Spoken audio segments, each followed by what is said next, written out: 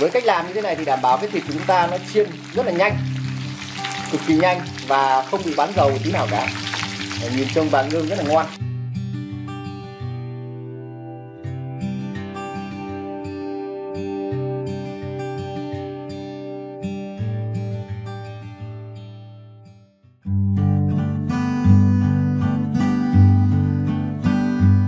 Chào quý vị và các bạn nhé, chào mừng mọi người lại quay trở lại với video tiếp theo của mình nhé. Video ngày hôm nay thì mình sẽ gửi tới quý vị và các bạn một cái món, đó chính là cái món thịt heo chiên giòn nhé. Nhưng mà ngày hôm nay thì mình sẽ thực hiện theo một cách khác, một cách mà mọi người có thể dễ làm hơn cái cách mà lần trước mình đã chia sẻ cho tất cả mọi người nhé. Thì nguyên liệu để thực hiện cho cái món thịt heo chiên giòn này bao gồm là thịt heo này, thì ở đây mình sử dụng cái thịt ba chỉ bụng nhé. Ba chỉ bụng thì ở đây mình dùng là 800g thịt ba chỉ bụng. Mọi người lên đi mua vào sáng sớm thì cái thịt nó còn tươi và ngon và sẽ đảm bảo vệ sinh hơn rất là nhiều nhé. Các nguyên liệu tiếp theo mình sử dụng ở đây là bao gồm là 1/2 thìa hạt tiêu này, là 2 thìa hạt lêm này, 1 thìa nước tương này, 1 thìa bột ngọt này, 1 thìa nước mắm này, 1 củ hành lá này, 1 nhánh gừng này, và đây là 1 muỗng canh bột chiên giòn nhé mọi người nhé. Để thực hiện được cái món thịt heo chiên giòn này của mình thì đầu tiên mình sẽ đi luộc cái thịt heo của mình lên trước nhé. Mình sẽ luộc sơ qua một chút thôi.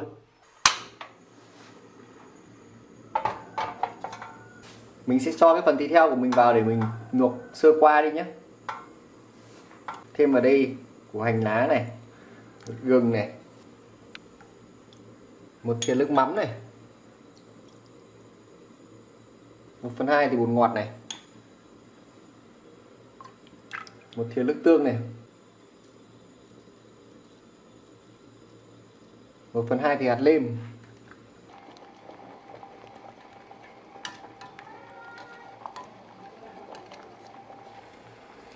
sau khi cái phần thịt của mình đã luộc sơ qua rồi thì bây giờ mình sẽ cho nó ra nhé. Thịt heo sau khi mà mình luộc xong thì mình đã thái nhỏ ra thành 2 cái miếng như này rồi để cho nó dễ chiên nha mọi người nhé. Để mà nó giòn hơn thì mình vẫn sử dụng cái tăm tre này, mình thâm cái phần thịt của mình, phần bì này nhé mọi người nhé, để cho cái phần bì nó giòn ra. Mọi người sẽ thâm thật kỹ cái phần bì cho mình nhé, thì chiên nó sẽ nhanh giòn hơn rất là nhiều. Dùng nhiều cái thâm tre này, chúng ta thâm một tí là ok ngay mà, nhanh lắm. Sau khi thâm xong rồi thì mọi người lên rửa qua cái phần thịt của mình đi cho nó sạch nhé, để chúng ta chiên nó đỡ bị cháy nhé. Bây giờ thì mình sẽ ướp cái phần thịt của mình nhé. Mình sẽ cho vào đây 1 thìa hạt lêm này,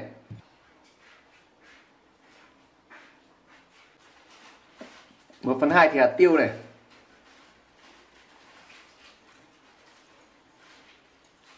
1/2 thìa bột ngọt này.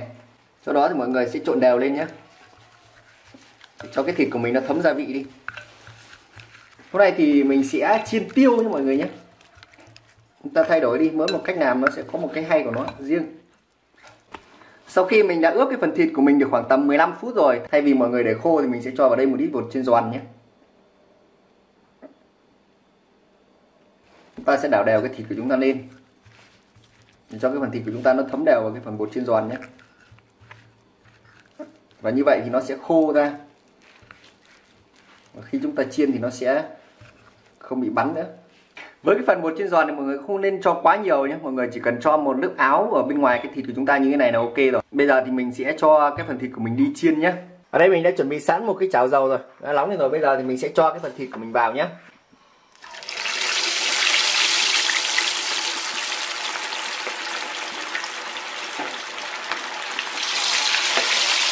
Mọi người thấy không? Cho vào hoàn toàn nó không lỗ một tí nào luôn. Bình thường nếu mà chúng ta cho cái phần thịt vào ấy, thì nó lỗ rất là dữ, nhưng mà khi mà chúng ta có thêm cái bột chiên giòn vào nữa thì nó sẽ lỗ rất là bé, gần như nó không lỗ.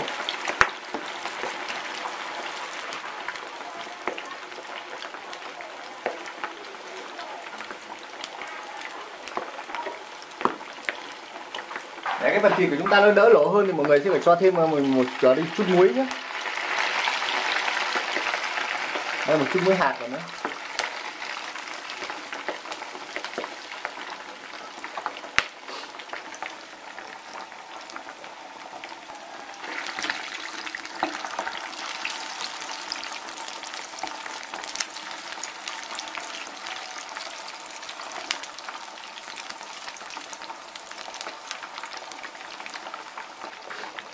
Để cái phần thịt của chúng ta khi mà mọi người chiên ấy nó vừa ăn đấy thì mọi người lên chiên cái phần bì xuống trước nhé.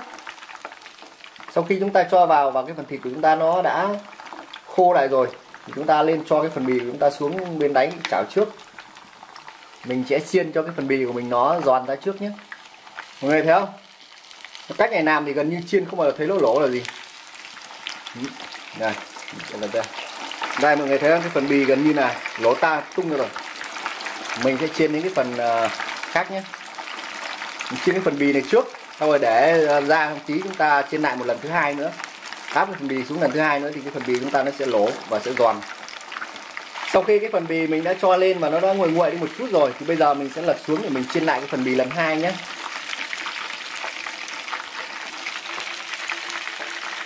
Với cái phần bì đã lỗ như thế này ấy, thì bây giờ nó đã giòn rồi, nhưng giòn như thế này nó sẽ giòn cứng, nó không giòn tan ra. Thì mọi người sẽ chiên lại lần hai thì cái phần bì của mình nó sẽ giòn tan ra nhé.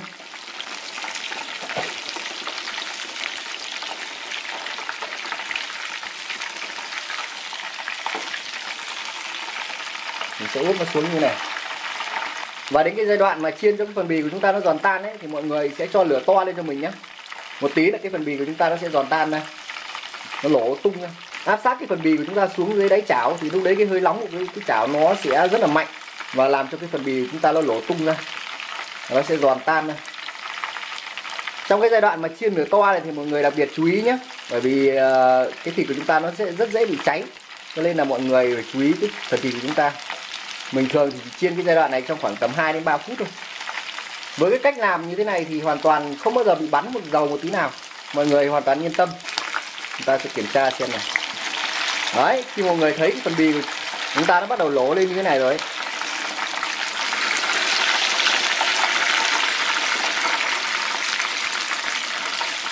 Chúng ta sẽ chiên thêm một tí nữa, cái phần bì của chúng ta nó sẽ giòn tan này.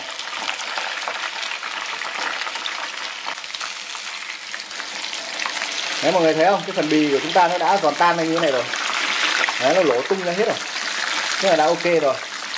Bây giờ thì mình chỉ chiên qua lại cái phần bên ngoài để cho nó chín vàng ươm đi, xong rồi chúng ta sẽ cho ra ngoài nhé. Và chúng ta đã hoàn thành xong cái món. Khi gần cho ra thì mọi người sẽ cho lửa thật to lên để cho cái miếng thịt của chúng ta nó chút hết dầu ra nhé. Và chúng ta sẽ cho ra ngoài. Ok. Với cách làm như thế này thì đảm bảo cái thịt của chúng ta nó chiên rất là nhanh, cực kỳ nhanh và không bị bắn dầu tí nào cả. Nhìn trông vàng ươm rất là ngon. Bây giờ thì mình sẽ cho nó ra ngoài nhé.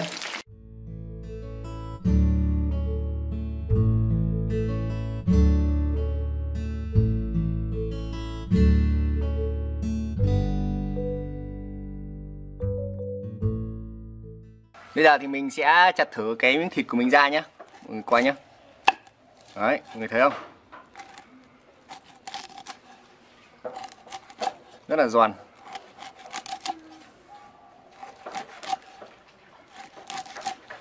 Phần bì giòn tan luôn.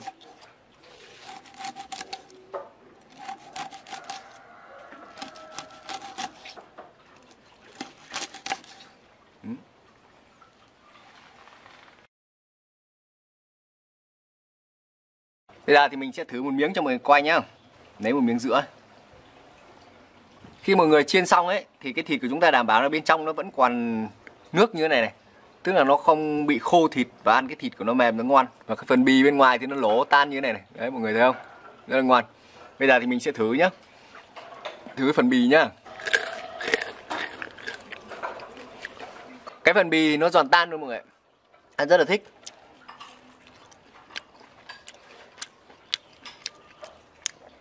Mình thử thêm một cái miếng bì nữa nhé mọi người nhé.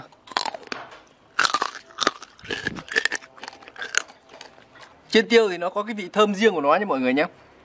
Với cách làm như thế này đấy thì đảm bảo là chúng ta chiên là cái phần bì của nó giòn tan và cái phần thịt thì không bao giờ bị cháy.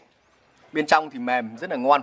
Và phần thịt khi mà chiên ấy, đặc biệt là cái phần bì này, khi mà chiên thì không bao giờ bị lỗ, bị bắn nhé. Thì đây là một cái cách mà mình làm cũng rất là hữu ích. Và được một cái nữa là khi chúng ta chiên ấy thì cách này làm chiên rất là nhanh. Chả mấy mà chúng ta có miếng thịt ăn cả.